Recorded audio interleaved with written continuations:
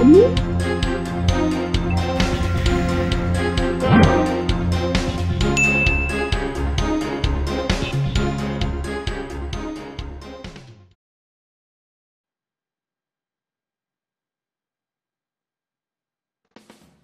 araw po sa inyong lahat. Assalamualaikum. Welcome back po sa ating YouTube channel.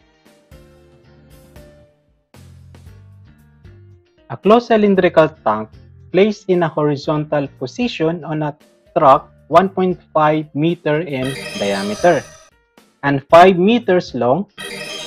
It is completely filled with water if the truck traveled horizontally forward at an acceleration of 4 meters per second square.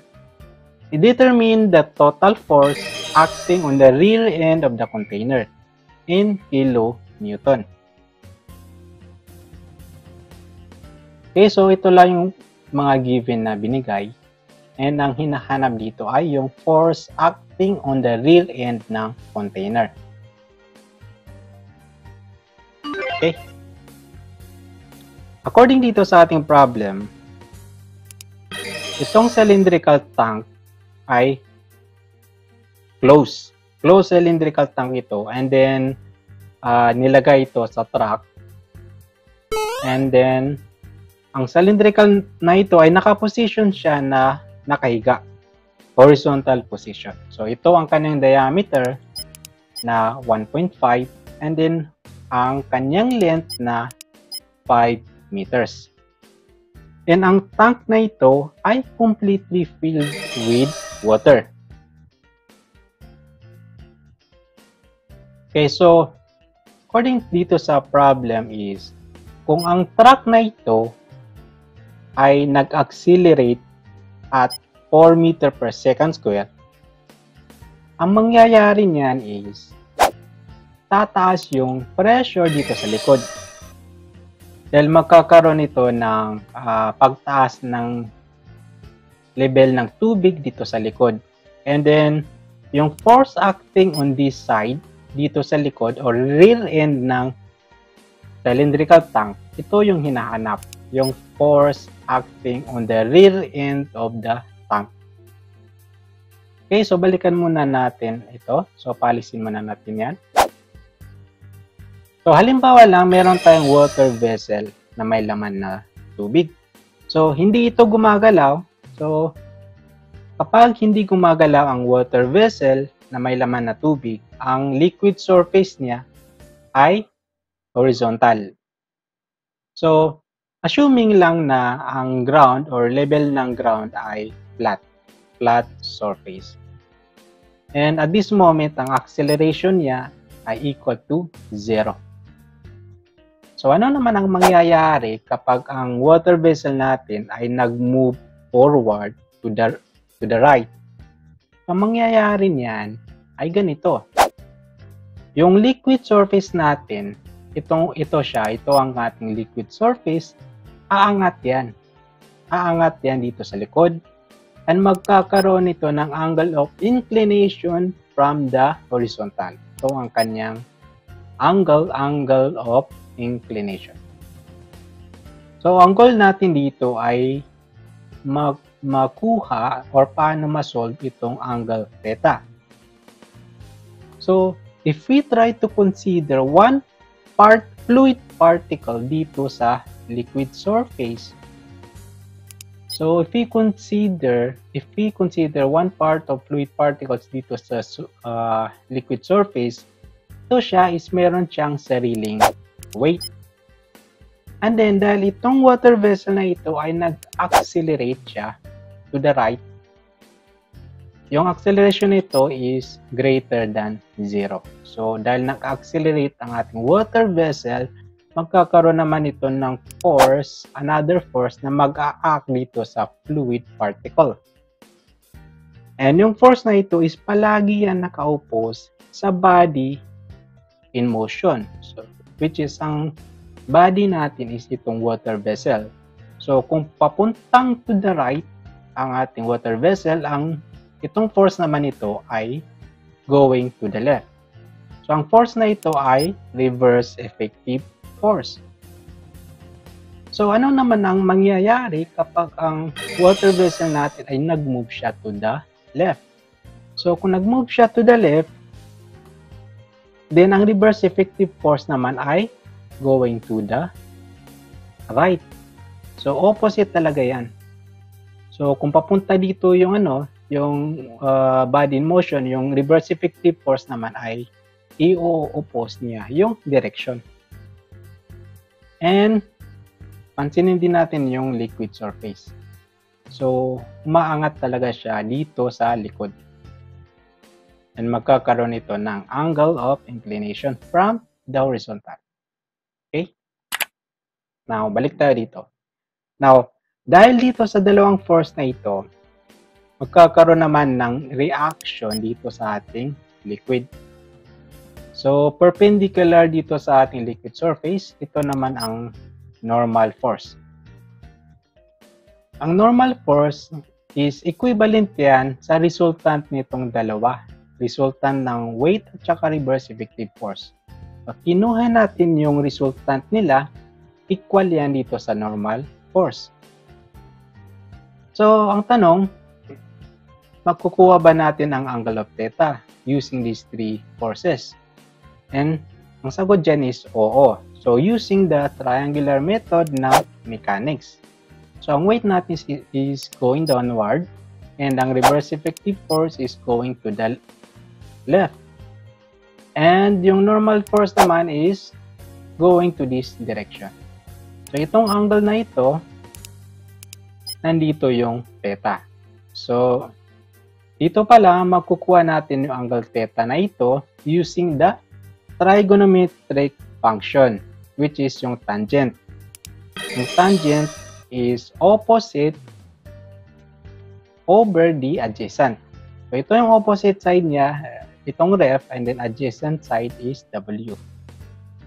So, ito, pwede natin makuha dito yung angle theta using this formula.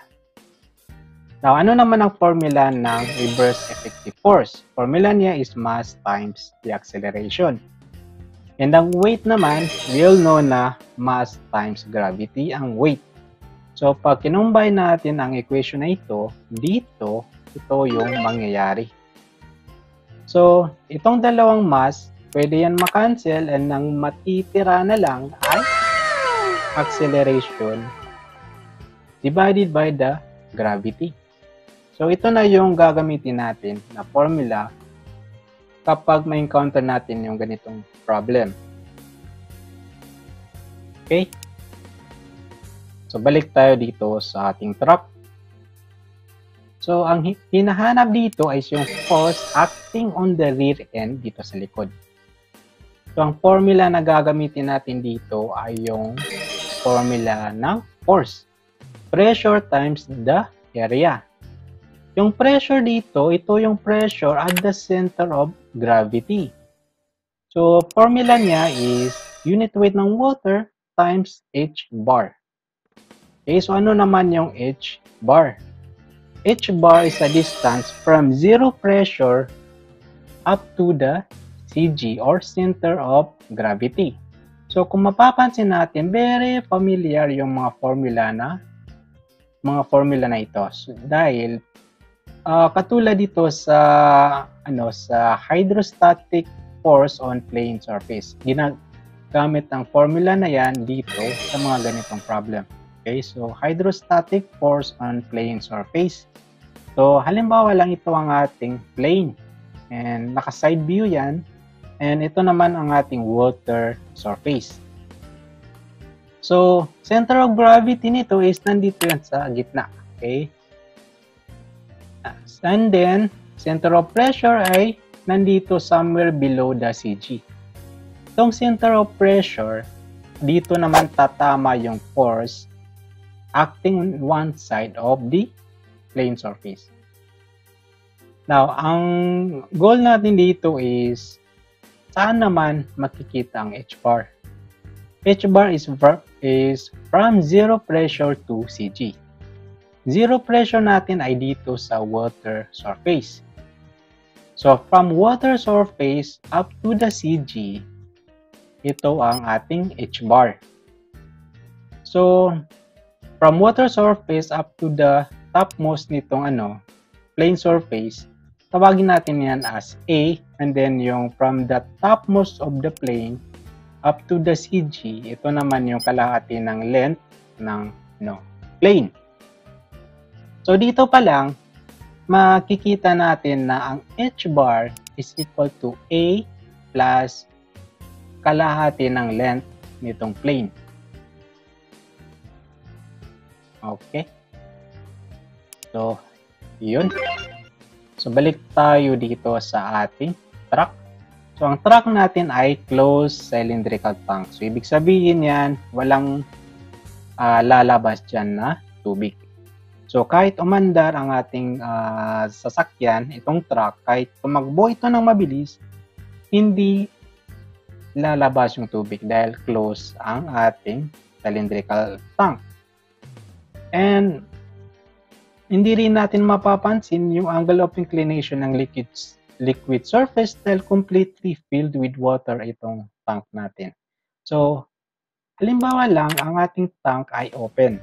So, kung open ang ating cylindrical tank and then nag-accelerate ito, ang mangyayari niyan is yung tubig ay aangat dito sa likod. So, ito yung magiging scenario niya. So, ito na lang yung matitira, possible na matitira sa ating tubig. And then, ito naman, empty space na ito naman yung volume ng tubig na nabawas or na-spill. Okay, and dito naman yung angle theta or angle of inclination. Okay, so, dahil ang ating tank ay close, then hindi na mangyayari yung in-expect natin na pagtaas ng tubig or pagkakaroon ng angle of inclination sa ating liquid surface. So, dahil hindi mangyayari yon, ang gagawin na lang natin is mag-i-imagine na lang. So, we will try to draw a line, an imaginary line. Imaginary lang ito hindi ito totoo. Imaginary line. Ang purpose lang is para ma-present yung pagtaas ng tubig or pagtaas ng pressure dito sa ating likod ng container. And kung imaginary line ito naman yung imaginary rise of liquid dito sa likod. And then ito naman yung angle of inclination. Imaginary din yan. Okay, so ang goal natin dito is makuha itong y or imaginary height or rise ng liquid. So pwede natin yan makuha using the trigonometric function. So tangent opposite divided by the adjacent L. Okay, so pwede rin natin magamit ang formula na ito, yung formula na na-derive natin. Yung formula in terms of acceleration at saka gravity. So, itong theta dito, yung itong theta na to at saka itong theta na to is equal. Pareho lang yan sila. So, kung identical lang yan, pwede natin sila ma-equate. And then ito na yung magiging resulta ng ating equation. So, pwede na natin ma-solve dito ang y.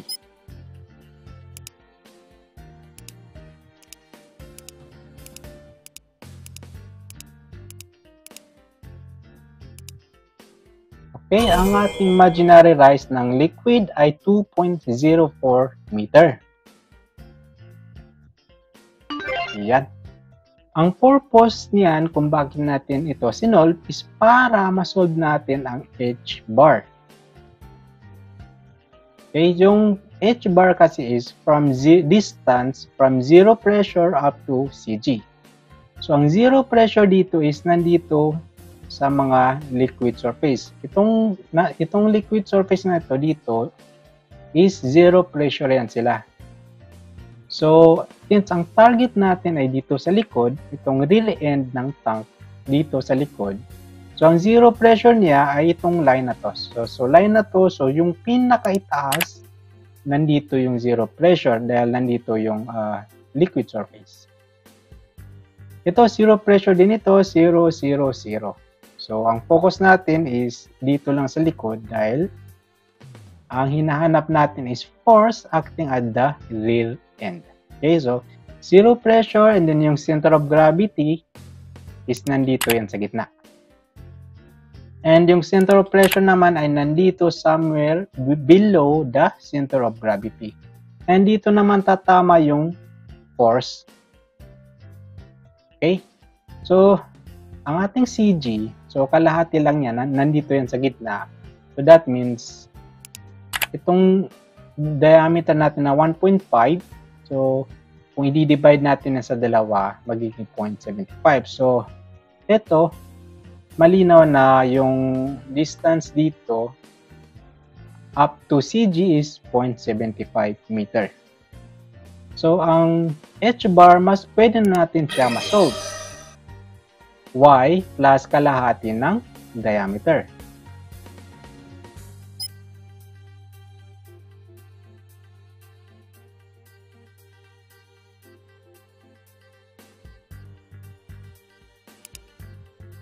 Okay? H-bar natin is 2.79 meters. Masosolve na natin dito yung pressure at the center of gravity.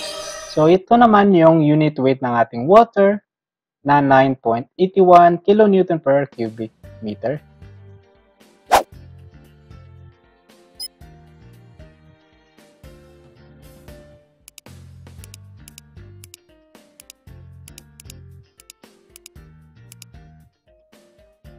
Okay. Pressure at the center of gravity is 27.37 kN per cubic kilonewton per square meter. Yan. And ito naman A, ito yung submerged area. So dito, kung titingnan natin dito, kung titingin tayo dito sa likod ng truck, ang makikita natin dyan ay circular. So ito yung area na na-submerged. Okay, so covered dito ng tubig. So ito yung i-consider natin na area.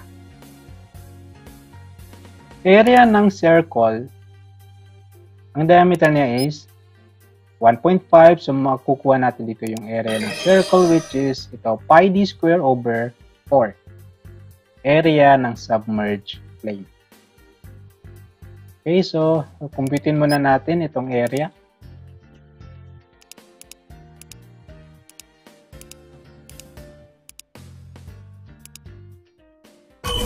Yan.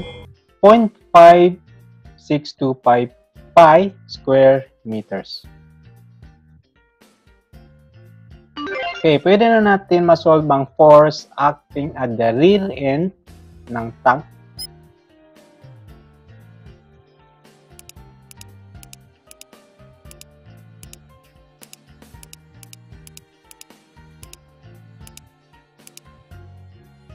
Okay, 48.37 kilonewton.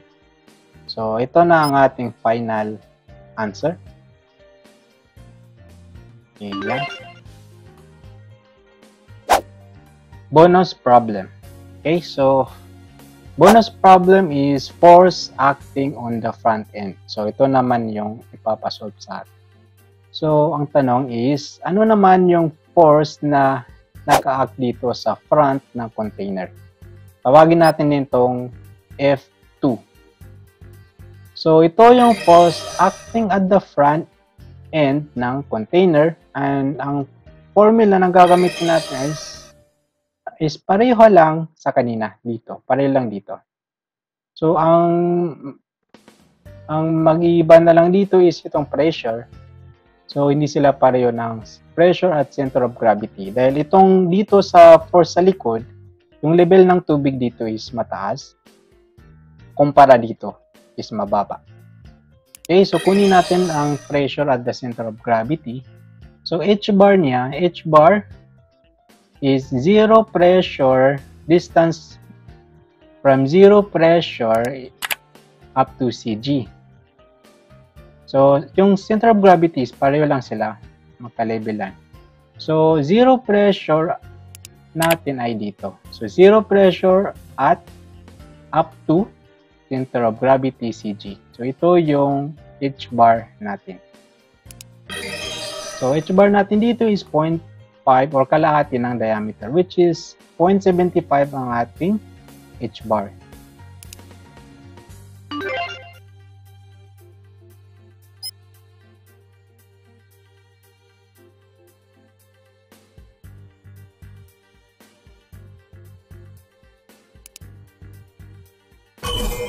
Okay, yan. Pressure at the center of gravity is 7.36. And yung area dito, submerged area, is pareho lang sa area na nasolve natin, which is ito. Okay, so masosolve natin dito yung force acting at the front end ng container.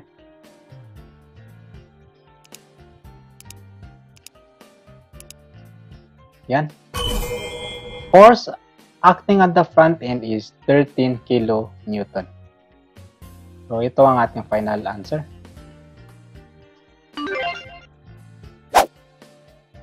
Okay, bonus problem ulit. So, ano naman ang ating additional problem is angle of inclination from the horizontal. So, ang tinatanong naman dito is itong angle of inclination ng liquid surface.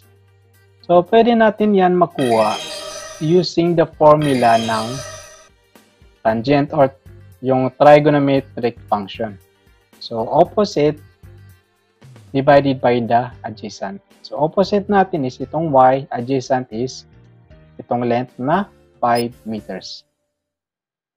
So, tangent theta, itong tangent, ilipat natin sa kabila. So, para mailipat yan, mag-divide tayo both side ng tangent. And then, itong tangent, makakancel yan. So, matitira na lang dyan ay tangent theta.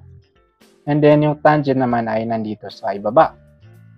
So, itong tangent, pag ilipat natin sa itaas, from denominator to numerator, ito naman ay magiging inverse tangent.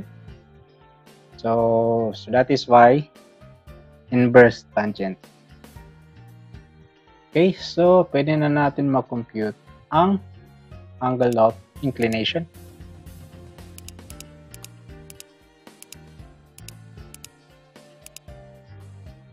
(22.2 degrees). Okay. So, another way to solve angle of inclination ay using the formula na ito. Ito yung formula na na-derive kanina. So, in terms of acceleration at saka gravity. So, gravity natin dito is 9.81 meter per square second.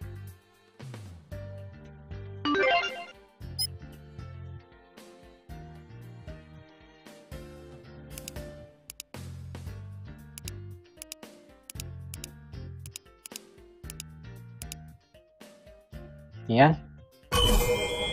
22.2 degrees. Okay, so pareho lang. So, same result. Bonus problem. So, another bonus problem is reverse effective force. Okay, so, ang susolve naman natin ay reverse effective force. So, paano natin ito masolve? So, pwede natin ito masolve by subtracting itong dalawang force. Pag kukunin natin yung difference nitong force sa likod at saka sa front, ang makukuha natin na resulta dyan ay reverse effective force. Ang reverse effective force natin is also called as unbalanced force. And this is also known as accelerating force. So minsan, ang ginagamit na term sa problem ay para sa reverse effective force ay unbalanced force or accelerating force.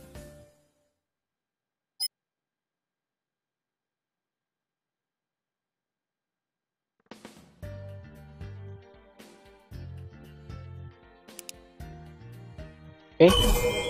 Reverse effective force natin ay 35.37 kN.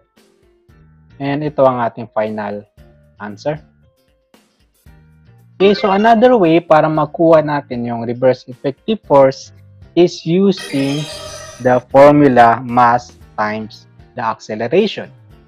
Itong mass, pwede natin makuha using the formula of weight. So, itong gravity, pag ilipat natin sa kabila, ito na yung magiging formula ng ating mass. W or weight divided by the gravity. So, combine natin ito or substitute, ang mangyayari is ito na. Reverse effective force is equal to weight divided by the gravity times the acceleration. So, itong weight, pwede natin siya makuha using this formula. Unit weight times the volume. Ang weight na tinutukoy dito is yung weight ng liquid. So, weight ng water. Okay? So, ito ang ating container, cylindrical container. So, itong cylindrical container natin is punong-puno yan ng tubig, completely filled with water. So, ang length niya is 5 meters, diameter is 1.5 meter. So, kung completely filled with water ang ating cylindrical tank, so ibig sabihin yan, ang volume ng water is equal to the volume ng container. Ang container natin dito ay itong cylindrical tank. So, paano ba natin ma-compute ang volume na container? So, pwede natin yan ma-compute using this formula. So, itong area, ito yung area niya dito. So, circle ang kanyang area. Makukuha natin ang kanyang area dahil meron naman tayong diameter and then multiply natin sa kanyang length na 5 meters. So, substitute natin ito. Yung area is nasolve natin kanina. So, ito yung gagamitin natin. 0.56255. Yan. So, masosolve na natin dito yung weight ng water.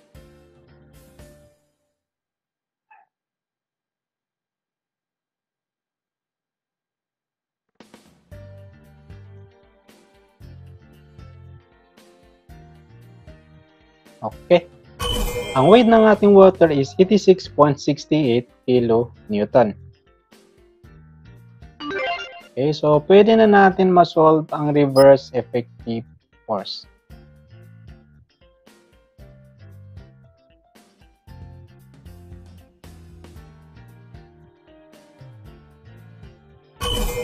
Reverse effective force natin ay 35.34 kN. Okay, so kung mapapansin natin, kung i-compare natin yan sa first solution natin is meron silang pagkakaiba. So may discrepancies. So, dahil yan, ang reason is dahil sa mga round off. So kapag maraming beses tayo mag-round off, so possible na hindi talaga yan sila mag-equal. Pero sa actual board exam naman is hindi naman ganito yung kalapit sa multiple choice. Okay? So, yun, problem solved mga tol, and see you again sa ating next problem. Inshallah. Assalamualaikum.